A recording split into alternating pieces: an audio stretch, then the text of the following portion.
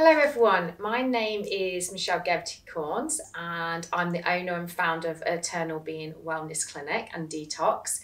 Today we have Cath Ruskin. I've brought her along so we can discuss even more so at these critical times the things that are going on with people and children.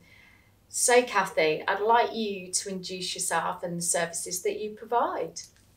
Hello Michelle. Yes, my name's Cath Ruskin and I've been working in the education sector for 40 years, mainly working with vulnerable young people in lots of different guises. But the hat that I'm going to wear today is mainly the one of a holistic coach. So Cathy, we've known each other for a really, really long time, haven't we? We have.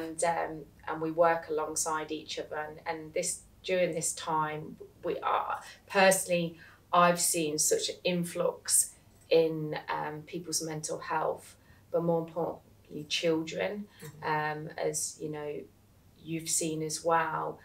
So in this climate that we've had during all the lockdowns that we have, and probably more lockdowns that we're going to have, what have you seen the pattern of behaviours and attitudes of adults and children during this time? Because I've seen such a massive shift and my caseload's gone out the roof, which is fantastic to help so many people, but it's also very, very scary and very daunting to see that things are not happening in certain, places that it should be happening to support these children and adults. Absolutely. I absolutely agree with you. What I have seen is a demand for help for these vulnerable young people. They are displaying many different behaviours. Mainly, I now believe that we have a pandemic of anxiety. Yeah. Anxiety triggered by so many different things, as you know. The lockdown obviously caused social anxiety for young people, because what happens is when they don't communicate with anybody other than their families, then they find it really difficult to then go out again and reconnect.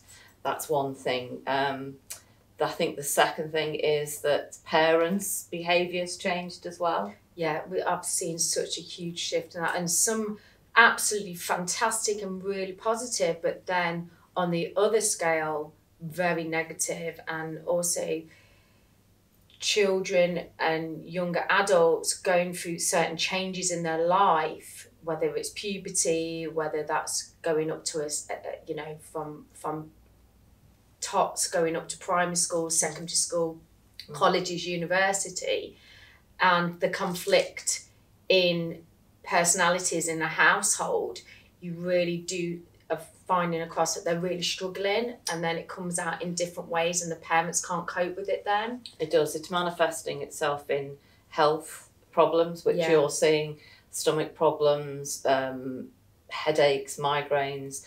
Then it's going into, showing the symptoms of high anxiety. Yeah. So they're not coping with everyday things. They're then put back into the school situation where they're still frightened about what COVID could do for them. If their parents are frightened, that's being put onto them. Yeah.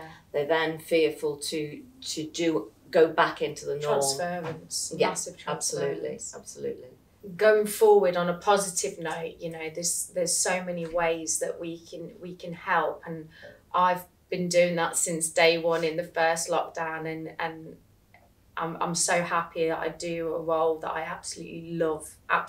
It's such an amazing feeling to help people see what's actually hidden in there without all these awful layers that they've transferred onto themselves, these coping strategies, whether it's OCD, whether, struggling to even deal with sound and so on. But for yourself, Cathy, and the people and children that you've been working with, how would people get hold of you and contact you in the role that you do? How's the referral system? How does it work? The referral system is mainly through schools, but what I'm now finding is that parents are contacting me privately through my website, on social media, because I think before parents were expecting the schools to fund extra help Unfortunately, now That we all funding's gone. know that the funding has gone. So schools are in turmoil. Schools are actually struggling, in such a way that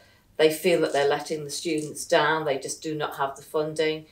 Recently, actually, and this is something I'm going to put out there, some schools have contacted me and they're using wellness catch-up. So the COVID catch-up money, they're actually investing that into well-being, which is just so amazing. That's really good. So there's 2 schools looking at that at the moment. And even if I can just get in to speak to 20 people, it's 20 young people that didn't have the help before. Yeah. And that in itself, we're working with some clients at the moment, and we're not talking just in this area, we're talking all around Britain, and I've been working with people overseas, including children. I mean, I've got goosebumps, but seeing the shift is huge. Is those tiny little changes to help, which makes for the big changes, but also, patience, staying calm, which is really difficult. And I know this, I've got 3 children, so I do get it, when you're close to it, it's hard because you just want that child or that older adult that's, teenager or going into university to sort themselves out. Come on, just get on with it. But it's not as easy as that. In fact, that can be damaging, yeah, Michelle, massively. as we know. Yes, I've been working with adults as well. Teachers, actually, an awful lot of teachers. I've got 4 teachers on my books, and not only from the last few weeks.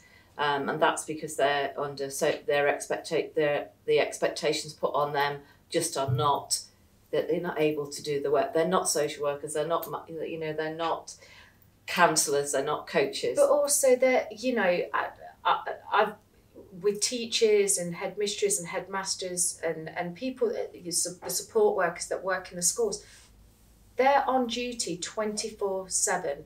They don't even get chance sometimes to even go for a wee, let alone a poo. So you can imagine what their digestion system's like when they come to me. So I've worked with that part of the industry for a really long time, but during this time now, and all the resources that they've had to learn and pick up on the go, working from home and having to do things online. Absolutely. And then to understand IT and teaching and making sure that the pupils are all integrating, and then dealing sometimes with really difficult parents, to be fair, that are very negative towards what's going on. And it's a really, really, I'm going to swear, bloody hard job that they have to do.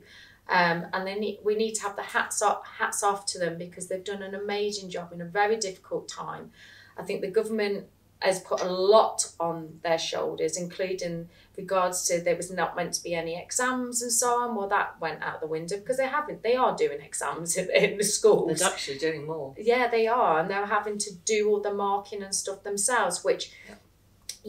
some people say, well, they shouldn't be, but it should be an outside agency that should be doing that and doing all the marking and so on, and not on themselves, So yeah, absolutely, Michelle. I've been into 2 local schools, and I live in Leicestershire.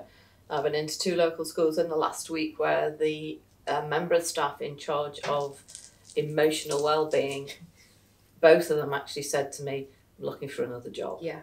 I know that the teachers in those roles are the most passionate, caring, committed members of staff.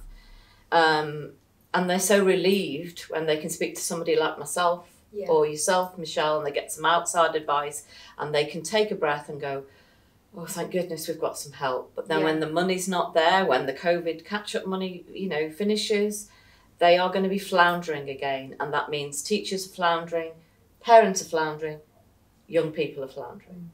Totally. And, that is, we knew a few years ago now there was going to be a change in funding. The schools were having to fundraise and get as much as they can for resources, just for paper and pens in the schools. So mental health is, even though it's meant to be at the top, it gets put down to the bottom for giving those resources, because it's not just the children, it's the teachers that need it on a daily basis. Absolutely. To have that mindfulness that they've they've got these tools to take out, as my favourite saying, out their toolkit, to take out those particular times, whether that's tapping, whether that's breath work, whether that's just taking a step back and looking outside themselves. Asking for help, Michelle. Yeah. Asking for help. There's an awful lot of people, and we've probably been in that boat ourselves Yeah, as parents. definitely. If you ask for help, you do sort of maybe go, oh, I can't cope, and then nobody wants to actually put that out there. But actually at this moment in time, I think it's really important that if you're struggling, that you ask for help. Sometimes it might only be a couple of sessions, a couple of hours, to give you the awareness of how to help your child, how to help yourself, and how to help your the people in your work environment, your home environment. And you never know anybody that you come across. Just that awareness. I want to just say that today. Awareness is the biggest thing. The way I can describe it sometimes, when you're so full in it and you've got fear, you've got the anxiety, the unknown, not knowing what's going to happen financially, children all over the place. It's a bit like going on holiday and you're backpacking, but you're in a war zone. And you just don't know where you're going. So getting that extra help and support and having that like tour guide on your way to help direct you, but without telling you, that's a big thing. It's guiding you and assisting you with the tools, and also getting those key points out of you without making you, let's think of the right words here, dyslexic moment. We both know this, don't we, Kathy? But pulling it out of you, that the things that you're actually wanting to change without telling you that's really important. It is, without judgment. Yeah. Without actually digging too far into what the catalyst was. Absolutely, assumptions. But I think also helping people to help themselves. That's the biggest thing that we put across, is helping people to help themselves, because we can't do it for them. But a little bit of awareness, some knowledge, and also as well some hope. Is that not what we give our clients? It's some hope and some magic, Kathy. Hope and magic. A little bit of stardust. Yeah, magic's really important, and also seeing the magic in people. Everybody's got magic within them, and it's about bringing that spark back alive again, and that's really important. It doesn't need to be lost, and unfortunately you can see it in people's eyes. They get that glaze over and they look, they're just surviving, and that life is not there just to be surviving. I think you've also sort of hit on another problem we have at the moment, is that the lack of sleep. People not being able to switch off. What they don't realise is that with anxiety is a conceptual word. It actually means fear. And when somebody says, I have an anxiety disorder, it's not actually a disorder. It's actually an imbalance of a hormone called adrenaline that's running around our bodies. Michelle and I know absolutely what adrenaline does. It's actually our safety hormone. It's our super hormone. It's what keeps us safe. It alerts us of danger. But actually, when it is running around the body without any need, because we are switching it on every day, because we're reliving our dark places every day. And that's where your colon goes into a spastic state. And when it goes into a spastic state, it'll be constantly going to toilet or constipation, and then your hormones are out of balance. So then people's cortisol levels, the stress hormone, is a good thing when you're ready for alert, ready for filming, it's about flight. It's about it then switching back down into parasympathetic. But unfortunately, with anxiety and stress and the fear, which all go underneath the same bracket, that will happen through the night, because the colon's learnt that, because it's reliving it. So then what happens is it peaks, and it will happen anything from 12, 11, 2, 3, 4.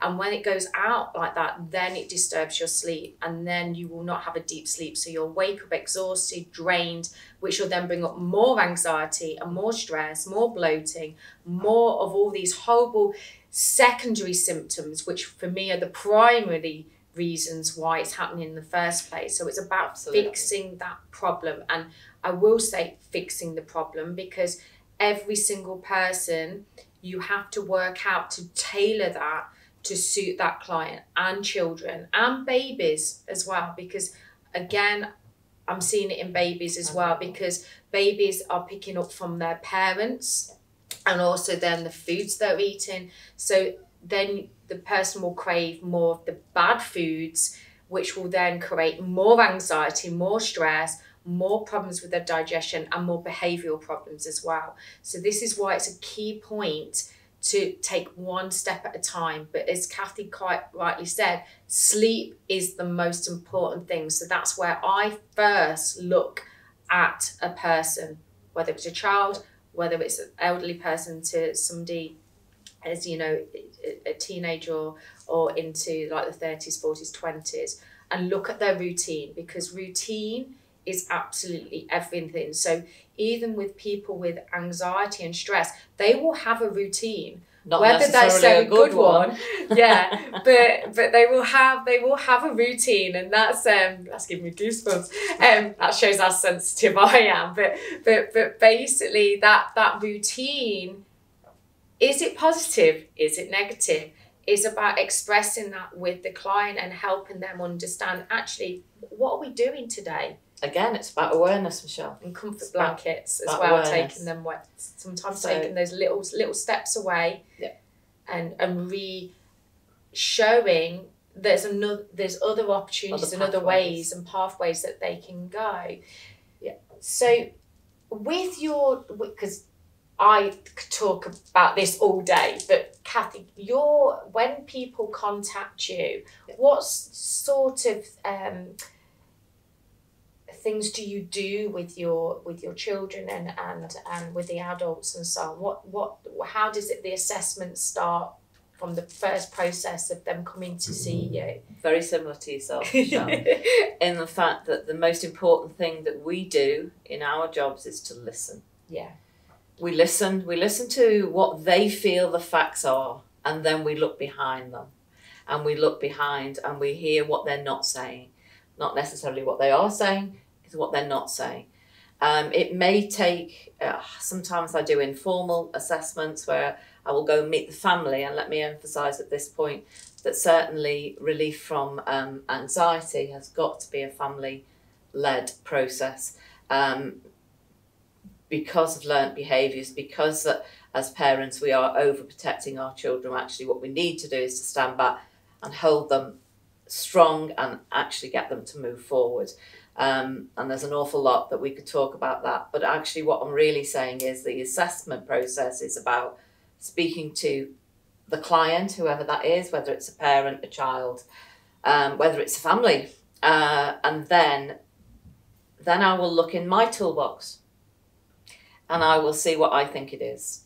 If I think that it might be purely an emotional problem that is linked to something in their past, I might go into some coaching and look back at letting go of the hurt, even acknowledging the hurt. It may be then that we do some art therapy and we work things out gently, and we get the people to talk when they're actually working on something that is mindful. And then the other thing is a program of awareness of what's actually happening in our bodies autonomically when we have high adrenaline.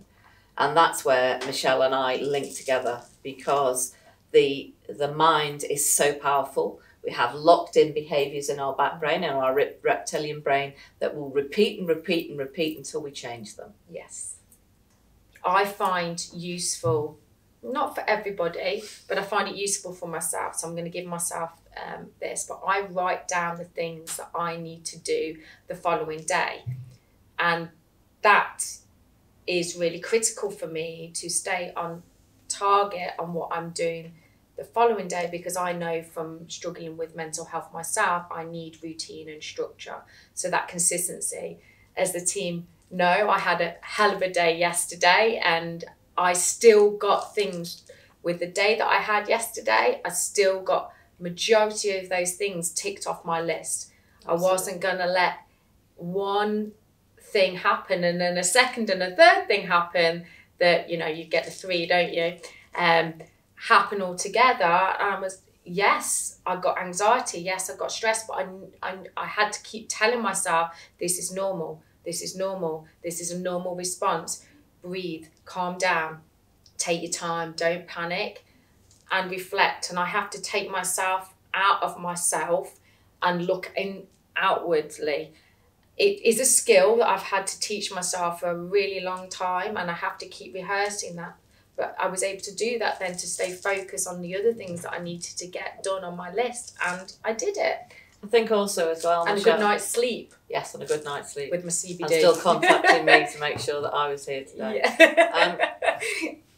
I think the other thing, though, I'm going to add to that is sometimes we have to forgive ourselves and not go through with things if we find that actually... That's my hardest one. It's going to tip us over the top. Yeah. So it's just... I absolutely agree with you. Preparation is key. Knowledge is key. Knowing where your limits are is absolutely key. Yeah. You and I know that recognising the physical signs of stress, recognising the physical signs of anxiety. You know, today, sitting here, I have a cup of coffee. One of the reasons for that is that I get a dry mouth. When I become a little bit fearful, I get a dry mouth. Some people would need to rush off to the toilet. That's absolutely fine. It's absolutely normal. And when I say about awareness, as soon as I recognise some of those symptoms, I can say to myself, right, let's just stop. Yeah. Slow down. Slow your breathing. Slow your thinking. Regroup. And there are things that you can do to then put yourself in a position where you can carry on. But I will emphasise again, I think the hardest thing to do is to know, actually, does this serve me at this time to carry on? If the answer's no, then forgive yourself and stop. Yeah, and let go. Yeah, let go. Don't overthink it, which some of us are bad at. Anybody with anxiety is an overthinker, overgiver.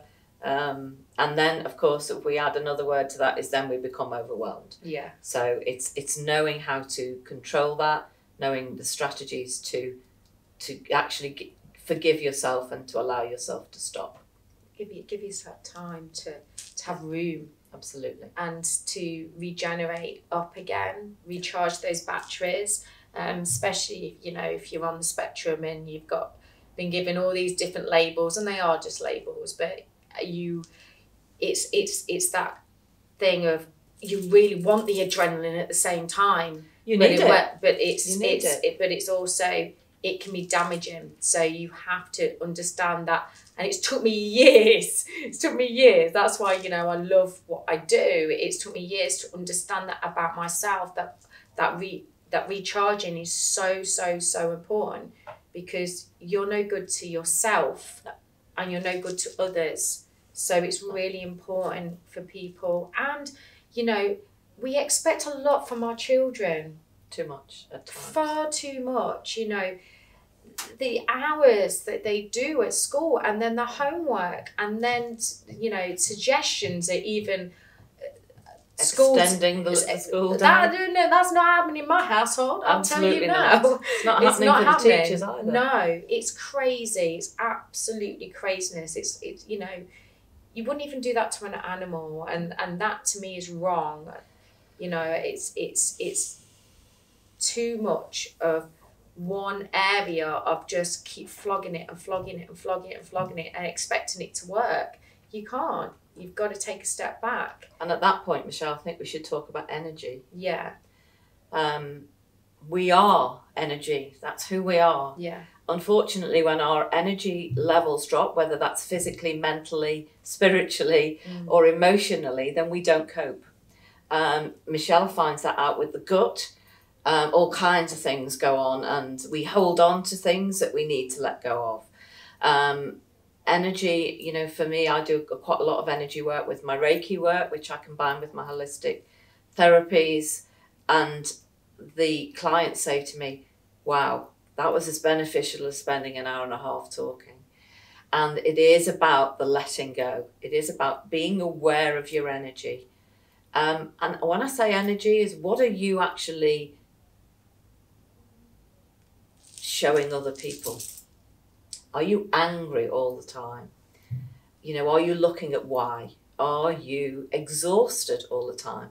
Are you looking at why? That could be a physical thing, couldn't it, Michelle? Yeah. It could be anything to do with, it could be to do with nutrients, it could be to do with lifestyle, lack of sleep. And as I say, it all goes back to balancing your energy, letting yourself have some time out, stimulating and challenging yourself in as well. And you know what? I said to you about anxiety being fear. Face the fear and do it anyway, as long as you're in control. Yeah, because actually that fear can turn to excitement.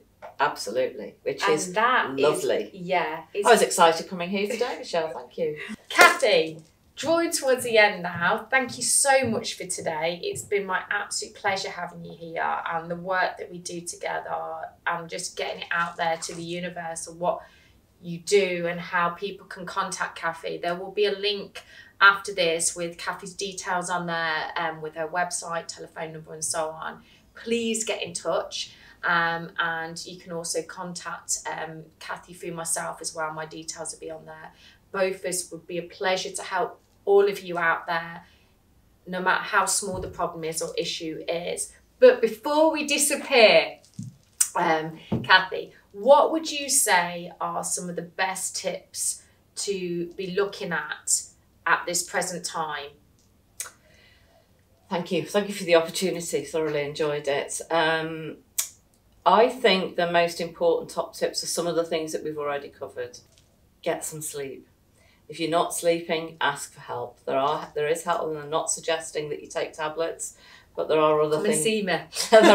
there are other things that you can do. I would encourage people to look at mindfulness. You can look at all kinds of things now online. There are all kinds of exercises you can do. With young people, I find that actually colouring and following, you know, just drawing and without sort of guidance really is a really good thing for them to do. I'm going to give you an example now of when you are feeling in high anxiety. There are things you can do. Anxiety is triggered by our senses. So we're going to use our senses to bring down our adrenaline. So what you can do is you can look for 5 different things. So, and recognize what they are. And actually, if you can, say it out loud. So I would look around me and I would divert my mind away from my fears, and I would find 5 things to see. And I would concentrate on those. Then I would find 4 things to hear. So I would start to listen. What we're doing here is turning on our conscious brain away from our reptilian brain and making our conscious mind take control. Then we'd go into 3 things that maybe we could touch. So whether it be something like a plant and just feel. Like when I came in, I went, oh, I feel Absolutely. better. Our senses are really, really important. So what have I done? I've done see, hear, touch, taste. So it may be you go to your fridge and you get, you know, some fresh fruit or even a piece of chocolate. No, not chocolate. Not chocolate. A little bit of chocolate. Something to take your mind off things. And as I say, what have I forgotten now? Smell. You know, take time out. There's an old saying, take time out to smell the roses. Absolutely. Go in, you know, cut a lemon. And feel that. Essential smell. Oils as well. Absolutely. It's a massive one. Go into your garden, you know, and have a look at the flowers. Go into, even if you just use your senses to divert your brain away from the things that you're worrying about. So sleep, rest. Rest doesn't necessarily mean sleep. Rest can be rest from what you're doing. Take time out. Go for a walk. Gentle exercise, really, really important. Really, really important. As you know, Michelle, I have a problem with my Achilles, so I can't do the high-end exercise anymore. But just taking your time out to exercise your lungs is a really good thing to do. So what have I done now? So, yeah, lots of sleep. Eating the right things. So let's go back to the link with Michelle. find out maybe if you are tired all the time and you think you're eating the right things, maybe it's time to go to Michelle and speak to Michelle and say, are the things I'm eating that don't serve me right now? It could be that you need to cut things out of your diet. Doesn't mean that they can't put them back in again at some time, does it, Michelle? It depends. It depends on what tests, and after they've had an assessment with me, a medical assessment, to see where they're at, whether we do bloods, whether it's stool samples, whatever it might be. But I would need to explore that. Every client is so completely different, whether they're allergic or intolerant. Absolutely. There's a huge difference. But when you make that shift, it can be life-changing, but also understanding about the food and about the emotional well-being before you eat the food. And this is a key point for anybody out there. Do not eat when you're stressed. And if you do need to eat when you're stressed, make sure that it's going to be easy for your body to break down and digest it. So liquid form. I'm not talking alcohol here. So basically, that is really important, and understand the type of activity that you're going to be doing next will depend on the food that you are going to eat just before. So it's about what you're about to do, not what you've just completed, and understand how your body breaks it down. There's a lot that's involved in it. It's not just simply eat that food and Absolutely. So, and that will change then base that hormone balance within inside the gut wall and make you feel so much better. As I would say, like avocados for me, like, oh my God, and olives and smoked fish, they're all things that make me feel really, really, really good. A bit like you saying chocolate, so they make me feel better, and especially when I'm feeling down or I'm feeling low, or for people going through the menopause and so on, which is going on to another complete subject, but they're all key points. And for children, when they're going through different development changes within their life, I'm also finding at the moment obesity is a huge thing in children. It's so huge. Just to put that out there, but that's another topic on another day.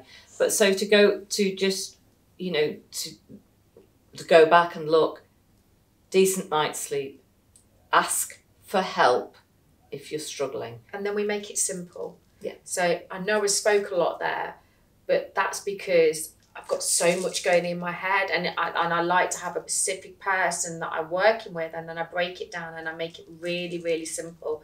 And Kathy does that as well. It's just making it simple. Simple means routine and easy to adapt. And then the outcomes become simple as well. Yeah. So give yourself time to rest, give yourself time to sleep, eat good foods, do some exercise, ask for help. Ask for help if you need. Please, please, please. If we leave you with nothing else today, there are people out there that can help you. And there is a distinct difference between depression and anxiety. Yes. You can't have both at the same time. I wanted to put that out there today. When you have anxiety, you're on high alert, and when you're depressed, you're absolutely flat. Yeah. So do some reading, do some research, get in touch with us, ask for some advice. Thank you, Michelle. That's all right. Thanks, everybody. See you on my next podcast.